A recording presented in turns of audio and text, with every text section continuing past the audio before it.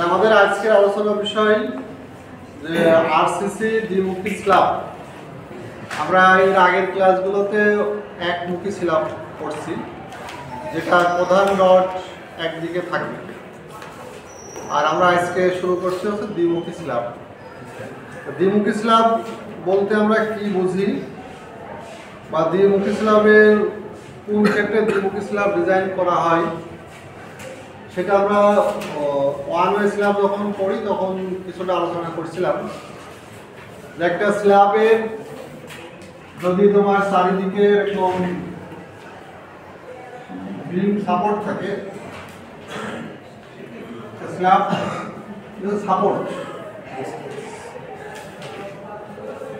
পাশাপাশি আরো স্ল্যাব থাকতে পারে, এখানে আরো থাকতে পারে, সমস্যা নাই। তো উঠাইতে হবে খাতা পাতা, হাত একটু তাকাই করে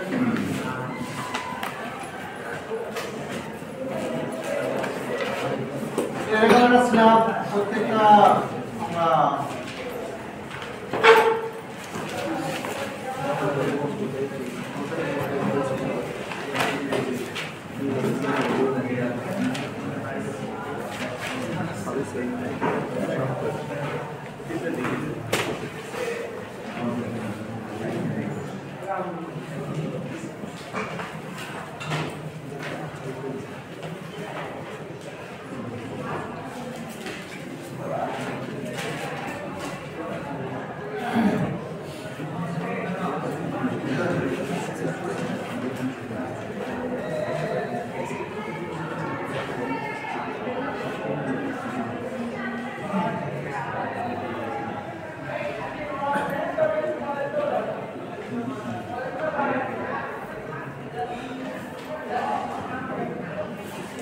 আমরা স্ল্যাব বলতে বুঝি তোমার এই পুরা জিনিসটাই একটা স্ল্যাব না, তাই তো?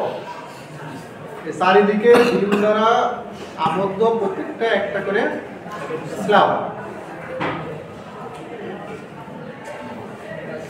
তাহলে আমাদের এইটা যেমন যদি বলি আমরা এটা তোমার এই স্ল্যাবটা তোমার কন্টিনিউয়াস স্ল্যাব, তাই না? সম্পূর্ণ অবিচ্ছিন্ন, কারণ এর চারিপাশেই স্ল্যাব আছে, তাই তো? চারিপাশে স্ল্যাব আছে। এখন দ্বিমুখী স্ল্যাব কখন হবে? দ্বিমুখী স্ল্যাব হবে এর যদি আমরা এইদিকে দৈর্ঘ্য বলি, এইদিকে তার দৈর্ঘ্য বিমের, আর এইদিকে যদি আমরা বলি তার প্রস্থ, এস, প্রস্থকে এল দ্বারা প্রকাশ করা হয় আর দৈর্ঘ্যকে এল দ্বারা প্রকাশ করা হয়। এখানে দৈর্ঘ্য এবং প্রস্থ দুটাই লাগে। ওয়ান ওয়ে স্ল্যাবে শুধুমাত্র আমরা যেটা অল্প মানে দূরত্ব কম ছিল সেটাকে আমরা দৈর্ঘ্য হচ্ছিলাম, আর টু ওয়ে স্ল্যাবে দুইটা মাপই লাগবে, দৈর্ঘ্য এবং প্রস্থ। দৈর্ঘ্যকে যদি প্রস্থ দ্বারা ভাগ করা হয়, শর্ত যেটা কন্ডিশন, তোমার দৈর্ঘ্যকে প্রস্থ দ্বারা ভাগ করলে যদি 2 এর কম হতে হবে, বুঝতে পারছি? দৈর্ঘ্য প্রস্থ অনুপাত 2 এর কম, 2 এর সমান হলেও হবে না, সমান হলে তোমার 1 হয়ে যাবে, তাই না? 1 ওয়ে স্ল্যাবের শর্ত হচ্ছে যে 2 এর সমান অথবা বেশি, আর 2 এর স্ল্যাবের শর্ত হচ্ছে 2 এর থেকে কম হতে হবে, 1.99 হতে পারে নাকি, কিন্তু সমান 2 হবে না, বুঝতে পারছি? তাহলে 2 এর কম হতে হবে দৈর্ঘ্য এবং প্রস্থ। যদি বলি আমরা এটা তোমার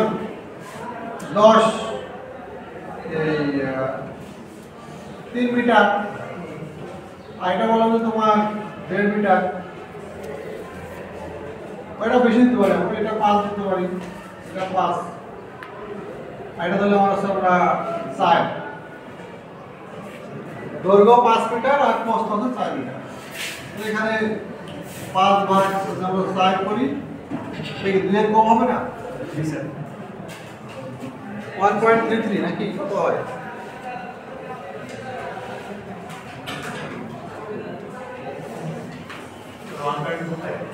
1.25, যেটা 2 এর কম, অর্থাৎ আমরা এটাকে বলতে পারি 2 এর স্ল্যাব। এটা হচ্ছে তাহলে কন্ডিশন কয়টা, দৈর্ঘ্য এবং প্রস্থ অনুপাত 2 এর থেকে কম হবে, 2 এর সমানও হবে না। বুঝতে পারছি? যাই হোক কম হওয়া লাগবে, সমান হলে হবে না, সমান হলে সেটা 1 হয়ে যাবে। আর এই চারিদিকে তোমার সাপোর্ট থাকতে হবে। 1 ওয়ে স্ল্যাবে চারিদিকে সাপোর্ট প্রয়োজন ছিল না। বুঝতে পারছি? দুই দিকে থাকলে হয়তো চারিদিকে সাপোর্ট থাকবে। আর এই প্রধান রড তোমার দৈর্ঘ্য বরাবর যাবে, প্রস্থ বরাবর যাবে। যেমন 1 ওয়ে স্ল্যাবে আমরা প্রস্থ বরাবর বসাতেছিলাম মেন রড, আর দৈর্ঘ্য বরাবর বসাতেছিলাম টেম্পারেচার সংকোচন সরণ রড, তাই না? যেটা তো এটা গেল তিনটা কন্ডিশন। একটা হচ্ছে দৈর্ঘ্য প্রস্থ অনুপাত 2 এর কম হবে, প্রধান রড দুই দিকে হবে, আর একটা হচ্ছে তোমার চারিদিকে সাপোর্ট থাকতে হবে। এটা হচ্ছে 2 ওয়ে স্ল্যাবের তিনটা কন্ডিশন। এখন 2 ওয়ে স্ল্যাবের পুরুত্ব ডিজাইন করতে গেলে তোমার পুরুত্ব বের করতে হবে, যে স্ল্যাবের পুরুত্ব আমরা কত ধরবো। 1 ওয়ে স্ল্যাবের পুরুত্ব চিন্তা করতেছিলাম না, কি মিনিমাম মিনিমামে যে এসিআই কোড যেটা বলছে, এসিআই কোড যেটি মিনিমাম হবে স্ল্যাবের পরিসীমা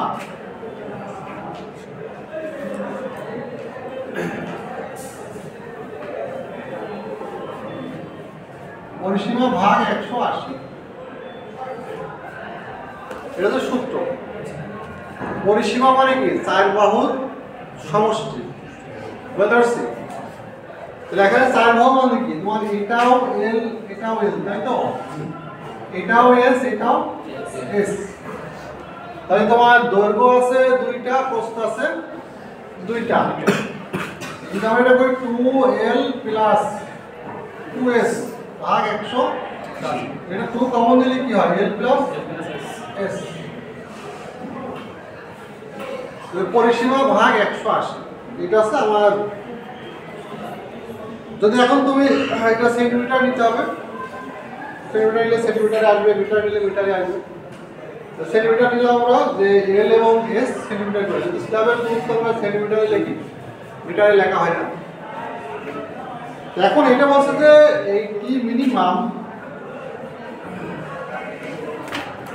অতএব অবশ্যই গ্রেটার দেন 9 সেন্টিমিটার, আর 9 এর থেকে সবসময় বড় হতে হবে। এর আগে আমরা বলছিলাম যে একটা মিনিমামের নিচে নেওয়া যাবে না, নিলে ফেল করবে। আর 10 ধরছিলাম, তাই না? মিনিমাম যদি 10 এর নিচে নেমে যায় তাহলে আমরা এটা 10 ধরে ডিজাইন শুরু করবো। নাহলে পরবর্তীতে চেক করতে গেলে তোমার কার্যকরী গভীরতা যখন চেক করবো তখন এটা ফেল করার সম্ভাবনা থাকে। আর পরীক্ষার খাতায় একবার ফেল করলে তো আর দ্বিতীয়বার সময় পাওয়া যাবে না, তাই না? এজন্য এসিআই কোড বলছে যে যদি 9 এর থেকে কম আসে ক্যালকুলেশনের ভ্যালু, এই ভ্যালুটা যদি 9 এর কম আসে তাহলে 9 ধরেই শুরু করতে হবে। যদি 8.9 আসে তাহলে কি 9? হ্যাঁ, 9 এর কম আসলে সেটা 9 এ দিতে হবে। ঠিক আছে? এই আবার এই স্টেম বলছে যে এর সাথে 1.27 যোগ করতে হবে অতিরিক্ত এই স্টেম। আমরা এটা নিলাম এসিআই। তো দ্বিমুখী স্ল্যাব দুই ভাবে ডিজাইন করে, একটা হচ্ছে ডাব্লিউএসডি আর একটা ইউএসডি। ইউএসডি এইবার যুক্ত হয়েছে, আগে ইউএসডি ছিল না। এই এবার তোমার নতুন সিলেবাসে আমাদের এটা যুক্ত হয়েছে। তো এখন ডাব্লিউএসডি মেথডের ডিজাইন কন্ডিশনগুলো কি কি আমরা সেটা দেখবো এখন, আর ইউএসডিটাও দেখবো। তোমার দেখো যে এই যে 3.3 আরসিসি দ্বিমুখী স্ল্যাবের ডিজাইনতে মোমেন্ট সহকের ব্যবহারের ব্যাখ্যা। তাহলে আমাদের এই যে মোমেন্ট যেটা লাগবে এটা স্ল্যাবের প্রান্ত কন্ডিশনের উপর নির্ভর করে। প্রান্ত কন্ডিশন, স্ল্যাবের প্রান্ত কন্ডিশন বলতে যদি আমরা এই স্ল্যাবটা চিন্তা করি, এটা চারিপাশে হচ্ছে তোমার কন্টিনিউয়াস, এটাকে বলছে শর্ত 1। তোমার বইয়ের ভাষায় এটাকে বলা হচ্ছে শর্ত 1। এটা শর্ত 1, কারণ এটার চারিপাশে অবিচ্ছিন্ন এই স্ল্যাবটা, এটা শর্ত 1। এরপরে বলা আছে তোমার শর্ত 2 এটা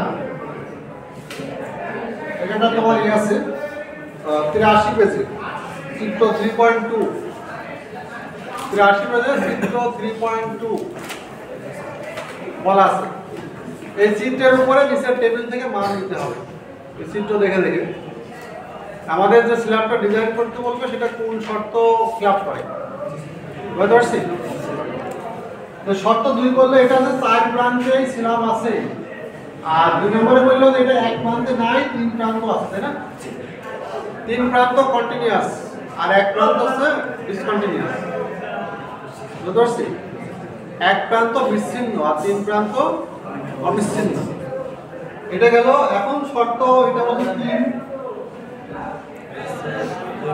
2 প্রান্ত অবিচ্ছিন্ন আর হচ্ছে আমাদের 2 প্রান্ত বিচ্ছিন্ন মানে এই 2 প্রান্ত হচ্ছে কন্টিনিউয়াস আর এই 2 প্রান্তে ডিসকন্টিনিউয়াস 2 প্রান্তে নাই মানে আস্তে আস্তে কি হচ্ছে আমার এই ডিসকন্টিনিউয়াসের সংখ্যা বাড়ছে তাই তো প্রথমে ছিল না ডিসকন্টিনিউয়াস তারপরে একটা হলো তারপর দুইটা হলো এখন হচ্ছে 3টা হবে যদি আমরা এরকম করি শুধু একটা অংশ বাড়াই ক্যান্টিলিভার করি তো এটা হচ্ছে শর্ত তোমার 4 যেটা হচ্ছে তোমার 3 প্রান্ত ডিসকন্টিনিউয়াস কিন্তু এক প্রান্তে আছে কন্টিনিউয়াস আর শর্ত 5 যেটা বলছে সেটা আলাদা কারোর সাথে সম্মত নাই যদি এরকম হয় 4 প্রান্তে আছে তোমার 4 প্রান্তেই ডিসকন্টিনিউয়াস একটা স্ল্যাব একটা দোকান করলাম ঠিক আছে এরকম যদি ঘটে তাহলে সেক্ষেত্রে আমার শর্ত 5 ফিলআপ করবে তাহলে এখানে আমাদের এই শর্তগুলো লাগবে আছে মোমেন্ট নির্ণয় করার সময় মোমেন্টের ক্ষেত্রে আমাদের সূত্র আছে আমরা এর আগে যেমন ওয়ান ওয়ে স্ল্যাবে মোমেন্ট বের করলাম ওয়ান ওয়ে স্ল্যাবে যে নিয়মে মোমেন্ট বের করছি এই টু ওয়ে স্ল্যাবের ওই নিয়মে মোমেন্ট হবে না আমরা ওয়ান ওয়ে স্ল্যাবে ছিল বিমের মতো তাই না মোমেন্ট ছিল কি এমন যে ও WL/8 অথবা WL/10 অথবা WL/12 কত তাই না অথবা ছিল কত WL/2 এই চারটা কন্ডিশন ছিল আমার হচ্ছে ওয়ান ইসলাম বিমের সেম এস বিম যা করছে আমরা এখানেও তাই ছিল এটা হচ্ছে one way format one way ইসলাম এটা লেখছো নাকি এটা ওয়ান ওয়ে স্ল্যাবের ক্ষেত্রে আমার এই ধরনের ঘটনা ছিল যখন টু ওয়ে হচ্ছে তখন আর ওইটা হচ্ছে না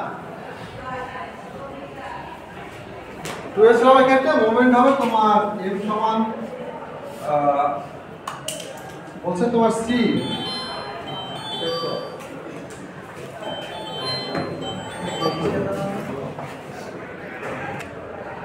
টু ওয়ে স্ল্যাবের ক্ষেত্রে মোমেন্ট ছিল তোমার c ওমেগা s স্কয়ার আর ছিল তোমার c ওমেগা l স্কয়ার এটা ফরম্যাট পুরোটাই চেঞ্জ এটা এতদিন যা শিখছো সেটা আর নাই বুঝেছে তাহলে ওমেগা মানে আগে যেটা আমরা পড়ছি সেটাই প্রতি মিটারে লোড ওমেগা আর এস মানে এই শর্ট স্প্যানের দৈর্ঘ্য যেটা আর এল মানে লং স্প্যানের দৈর্ঘ্য বড় স্প্যান আর ছোট স্প্যান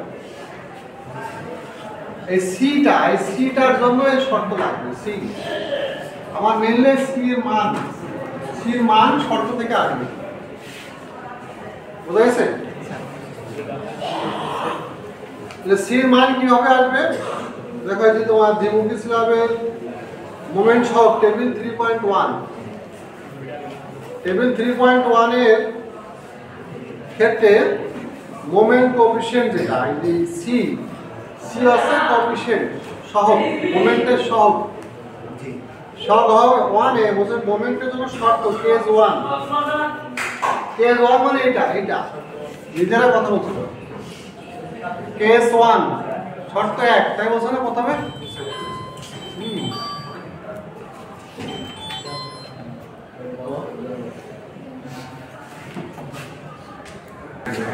এই নিজেরা কথা বলছো না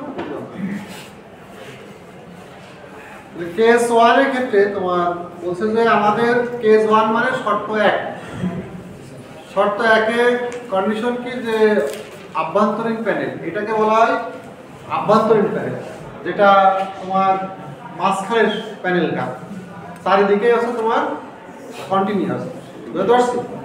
এটা হচ্ছে আভ্যন্তরীণ প্যানেল। এই প্যানেলের ক্ষেত্রে তোমার অবিচ্ছিন্ন প্রান্ত, তার মানে এখানে অবিচ্ছিন্ন প্রান্ত বলতে কি সবগুলোই তো অবিচ্ছিন্ন, তাই না? এখানে কন্টিনিউয়াস সবগুলো আছে, অবিচ্ছিন্ন মানে কন্টিনিউয়াস। আমাদের তো ডিসকন্টিনিউয়াস নাই, বিচ্ছিন্ন প্রান্ত আছে না। দেখো বিচ্ছিন্ন প্রান্তের ক্ষেত্রে দেখো ডট ডট, কোনো ভ্যালু নাই, আছে না? কোনো ভ্যালু বইতে খেয়াল করো, টেবিলে কোনো ভ্যালু নাই বিচ্ছিন্ন প্রান্তে। তাহলে আমার এখানে শুধুমাত্র অবিচ্ছিন্ন প্রান্তের নেগেটিভ মোমেন্টের ক্ষেত্রে এই যে এম আছে তোমার, এখানে যে এম ব্যবহার করছে, এই যে সি মান নেওয়ার জন্য ছোট হাতেরটা এম ব্যবহার করছে, এটা S/L। শর্ট স্প্যানকে লং স্প্যান দ্বারা ভাগ করলে এই ভাগফল হচ্ছে তোমার 1.9, 0.8, 0.7, 0.6 অথবা 0.5, এই যে কোনো একটা মান আসবে। যেমন আমরা নিছিলাম হচ্ছে যে শর্ট স্প্যান ছিল 4 আর লং স্প্যান ছিল কত 5, এটা ভাগ করলে কত হয়?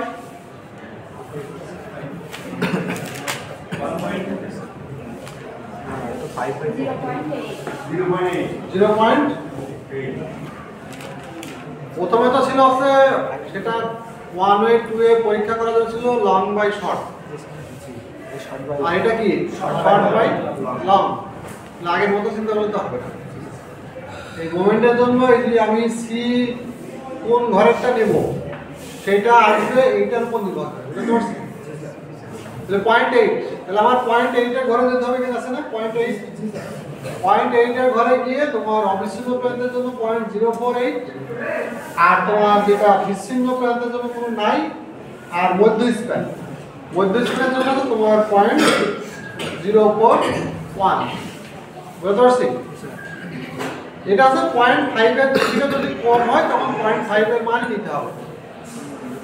0.5 এর থেকে যদি আরো কম হয় ভ্যালু, তাহলে 0.5 এর যেটা আছে তাই লিখছে না 0.5 এন্ড লেস, এটা শর্ট স্প্যান। আর লং স্প্যানের জন্য শুধু দুইটা মান দেখো, লং এর জন্য আর এম এর উপর নির্ভর করবে না, লং এর মান এম এর উপর নির্ভর করবে না, এম যাই হোক লং এর মান ওই দুটাই হবে, বুঝতে পারছি? শর্ট স্প্যানের মান চেঞ্জ হবে এম এর উপরে, লং স্প্যানের মান এম এর উপরে চেঞ্জ হবে না।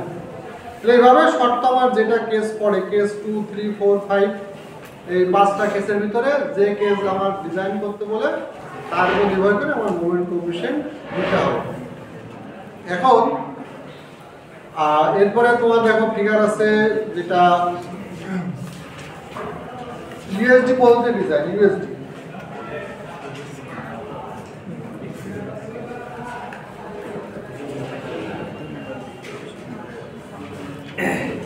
ওয়েস ইউএসডি পদ্ধতিতে কত মান 84 আছে না, 84 পেজে নিচের থেকে যেটা ইউএসডি পদ্ধতিতে তোমার ডিজাইনের ক্ষেত্রে দ্বিমুখী স্ল্যাবের প্রান্ত অবস্থা। তাহলে এখানে আমার কন্ডিশন, অনেকগুলো কন্ডিশন আছে, তাই না? যে আমার চার প্রান্ত যেটা ডিসকন্টিনিউয়াস, মানে এই যে শর্ত 1 চার প্রান্ত না, শর্ত 1 না, শর্ত 5 ডিসকন্টিনিউয়াস মানে কি? এটা অবিচ্ছিন্ন, বুঝছেন? মানে বিচ্ছিন্ন। ডিসকন্টিনিউয়াস মানে এটা বিচ্ছিন্ন, কথাটা বুঝতে হবে। চার প্রান্ত বিচ্ছিন্ন, প্রথম শর্ত কি বলছে? বিচ্ছিন্ন মানে কি? আমার এই শর্ত 5 এ আসছে, তাই না? সেটা ইউএসডি তে 1 এ আসছে, তাই তো? যেটা ডাব্লিউএসডি তে 5 ছিল সেটা ইউএসডি তে 1 এ আসছে। চার প্রান্ত বিচ্ছিন্ন মানে কারোর সাথে কোনো আর কারোর সম্পর্ক নাই, সবাই আলাদা। চার প্রান্ত অবিচ্ছিন্ন আভ্যন্তরীণ প্যানেল, যেটা এই যে এটা আগে যেটা 1 নম্বর ছিল, এটা তখন 2 নম্বর, তাই না? দুইটা ছোট প্রান্ত অবিচ্ছিন্ন, মানে অবিচ্ছিন্ন কিন্তু সেটা ছোট প্রান্ত। আবার একটি ছোট প্রান্ত একটি বড় প্রান্ত, মানে যে আমরা যেটা শর্ট লং বোঝালাম না, এটাকে ছোট প্রান্ত বড় প্রান্ত বলছে। এইভাবে করে 9টা বোঝাইছে এখানে। আর ইউএসডি পদ্ধতিতে তখন তুমি মোমেন্টের সহগ নিবা। এখানে আবার দেখা যায় যে অনেকগুলো আছে। ডেড লোডের জন্য একটা প্রথম টেবিলটা যেটা টেবিল 1 এটা হচ্ছে ডেড লোড। হ্যাঁ, এটা তোমার ডেড লোডের জন্য এটা এম এর উপর নির্ভর করবে। এটাও তোমার এম এর উপর। দেখো প্রথমে এম দিয়ে আছে না, এম স্প্যান রেশিও দিয়ে আছে কিনা, টেবিলের প্রথম যেটা কলাম দিয়ে আছে না, এই স্প্যান রেশিও কত হবে তার উপরে তোমার সি এর মান নির্ভর করবে। সি এর মান একটা নেগেটিভ একটা পজিটিভ, তাহলে এ হচ্ছে তোমার শর্ট স্প্যান আর বি হচ্ছে লং স্প্যান। বুঝতে পারছি? আগে ছিল এল এবং এস ডি, আর এখানে এ এবং বি দ্বারা বোঝাচ্ছে। বুঝতে পারছি? এটা নেগেটিভ এবং এটা পজিটিভ। এটা এ নেগেটিভ বি নেগেটিভ, এ নেগেটিভ বি নেগেটিভ, এগুলো দিচ্ছে আর কি। তো নেগেটিভ মোমেন্টের জন্য ইউএসডি ডিজাইনের ক্ষেত্রে নেগেটিভ মোমেন্ট কোএফিশিয়েন্ট। তারপরে দেখো টেবিল 2 তে বলছে যে তোমার লাইভ লোডের জন্য তোমার পজিটিভ মোমেন্ট এর কোএফিশিয়েন্ট। এরপরে টেবিল আছে তোমার 3.3 তে ডেড লোড। তার মানে এখানে তিনটা কোএফিশিয়েন্ট আলাদা আলাদা। এটা হচ্ছে তোমার নেগেটিভ মোমেন্ট, একটা হচ্ছে তোমার লাইভ লোড, আর একটা হচ্ছে ডেড লোড। বুঝতে পারছি? নেগেটিভ মোমেন্টের জন্য আলাদা, লাইভ লোডের জন্য আলাদা, ডেড লোড। আর ইউএসডি মানে হচ্ছে ডেড লোড এবং লাইভ লোডকে আলাদা আলাদা চিন্তা করতে হবে। বুঝা গেছে? কিন্তু আর ডাব্লিউজির মধ্যে একসাথে সকল লোডকে চিন্তা করার সুযোগ নাই। এখন ঘটনা হচ্ছে পরীক্ষায় যদি তোমার অঙ্ক দেয়, এই চার্ট তো কারণ মুখস্থ করা সম্ভব না। এই জন্য অঙ্কতে তোমার এই কোএফিশিয়েন্টের মান দিয়ে থাকবে। বুঝতে পারছো? পরীক্ষাতে তোমার অঙ্ক দিলে পরে এটার কোএফিশিয়েন্টের মান বলে দেবে। ডাব্লিউজিতে দিলে ডাব্লিউজির মান বলে দেবে, ইউএসডিতে দিলে ইউএসডির মান দিয়ে দেবে। বুঝতে পারছো? নেগেটিভ মোমেন্ট, লাইভ লোড এবং ডেড লোড সবগুলো দেওয়া যায়। অর্থাৎ এটা নিয়ে চিন্তা করার কিছু নাই। কিন্তু মানগুলো টেবিল দেওয়া আছে, টেবিল থেকে কীভাবে আমি নেবো সেই নেওয়ার জিনিসটা না জানলে তো আর পারা যাবে না। বুঝতে পারছো? পরীক্ষায় পুরো মান দিয়ে দিল, আমার কোনটা নেবো এর ভিতর থেকে সেটা তোমার জানতে হবে। 3.4 দেখো দ্বিমুখী স্ল্যাবের কলাম স্ট্রিপ এবং মিডল স্ট্রিপ। দ্বিমুখী স্ল্যাবের কলাম স্ট্রিপ এবং তাহলে আমরা এটা একটা স্ল্যাব খেয়াল করো, এই স্ল্যাবকে তার দৈর্ঘ্য এবং প্রস্থ উভয় দিকে আমাদেরকে তোমার 60টা ভাগে ভাগ করা হয়। বুঝতে পারছি? 60টা ভাগে ভাগ করা হয়। তার ভিতরে মাঝখানে আছে তোমার 2 ভাগ, আর এই পাশে 1 ভাগ, আর এই পাশে 1 ভাগ। বুঝতে পারছি? তখন যদি আমি এটা এই দিক ভাগ করি, এটা এরকম চিন্তা করলাম যে এটা একটা ভাগ, এটা একটা ভাগ। এইদিকে যদি তোমার এল হয় তাহলে এটা হবে L/4, মাঝখানে কি হবে L/2, আর এটা হচ্ছে আমার L/4। তুলতে হবে তো, মাঝখানে ভাগ আছে তোমার L/2 50%। টোটাল যদি 8 হয় তাহলে মাঝখানে হবে 4, এখানে 2, এখানে 2। বোঝা গেছে? অনুরূপভাবে যদি আমরা শর্ট, এইদিকে আমরা যদি শর্ট চিন্তা করি, এইদিকে আমরা ভাগ করব।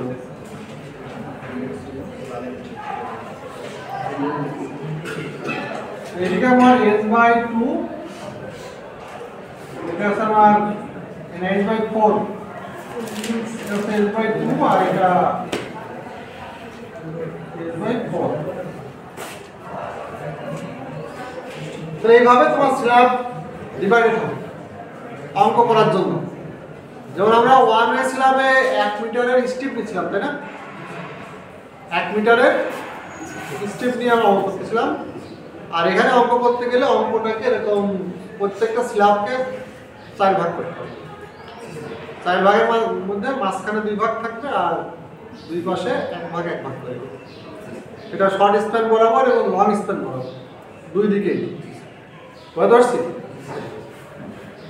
তাহলে আমার এই যে এইটাকে বলছে কলাম স্ট্রিপ, এই যেটা কলাম স্ট্রিপ, আর মাঝখানে আছে মিডল স্ট্রিপ।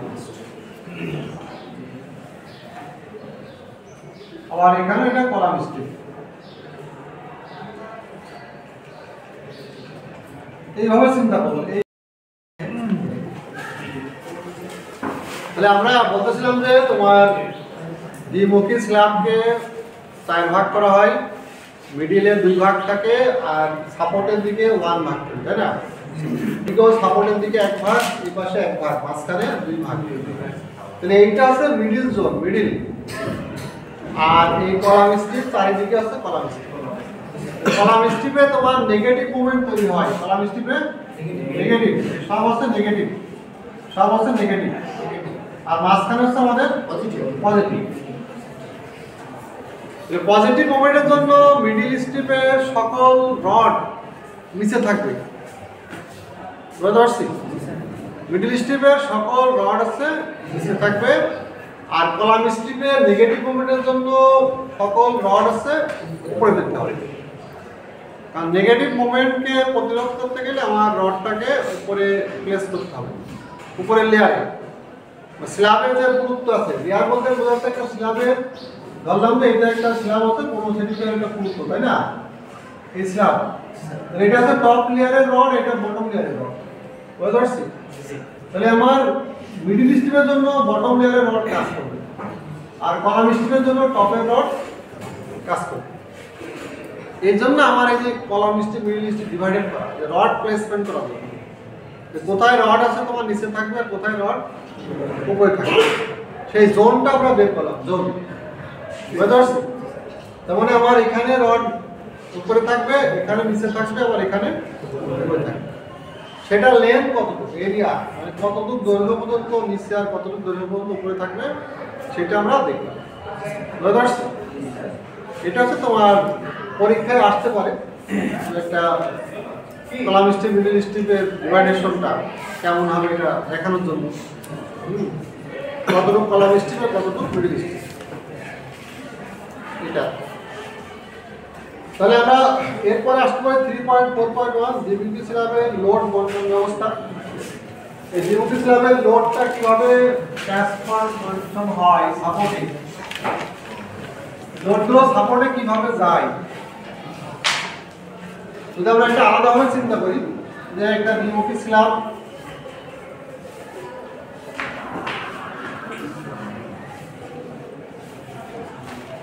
একটা দ্বিমুখী স্ল্যাব, এটার লোড আমরা সাপোর্টে কিভাবে নেব। এটা তোমার সাপোর্ট,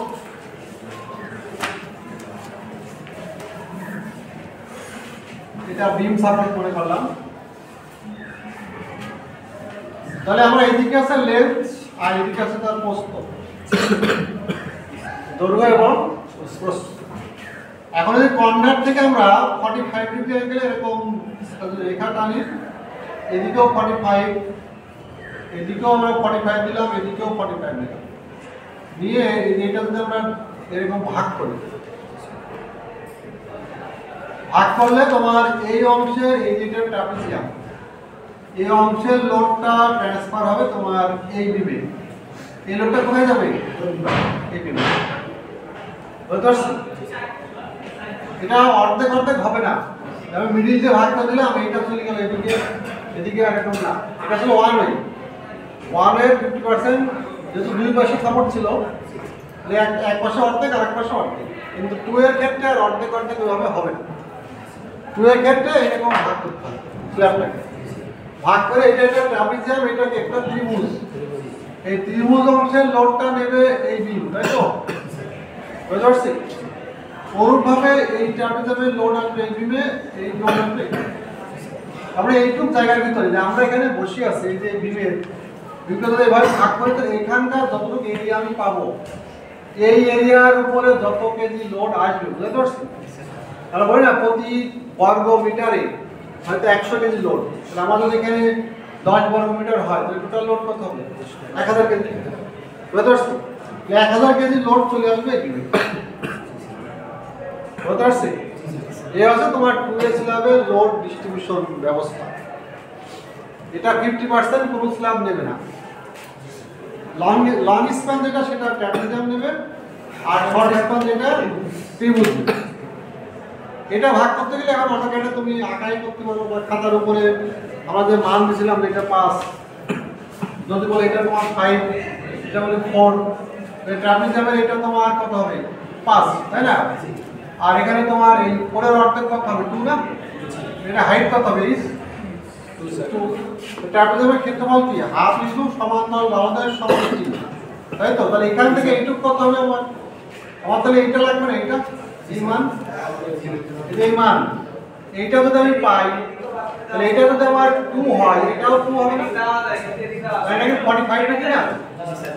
যদি 45 ডিগ্রি কোণ হয়, যদি এইটা অর্ধেক যা হবে এটাও তাই হবে না? এই পাশে 2 এই পাশে 2 যদি বাদ দিই টোটাল ছিল 5, তাহলে মাঝখানে কত হয় 1, তাহলে এটা যদি আমরা বলি a আর এটা যদি আমরা বলি b, b আছে 5, তাহলে 5 তোমার 1 a প্লাস b, তাই তো? ইনটু উচ্চতা আছে 2, এটা তো ট্রাপিজমের এরিয়া। হাফ ইনটু সমান্তরাল বাহুদের সমষ্টি ইনটু উচ্চতা। আর যদি আমার ট্রায়াঙ্গেল দেয় তাহলে এটা কি হাফ ইনটু ভূমি ইনটু a ইনটু h, ঠিক আছে? তাহলে এরিয়ার উপরে যতটুকু লোড আসবে সেটাই তো সাপোর্টে যাবে। এই আছে তোমার 2a স্ল্যাবের থিওরি মোটামুটি আমরা আলোচনা করলাম, যা এতক্ষণ এটাই। যেটা কোন শর্তে 2a হবে, 2 এর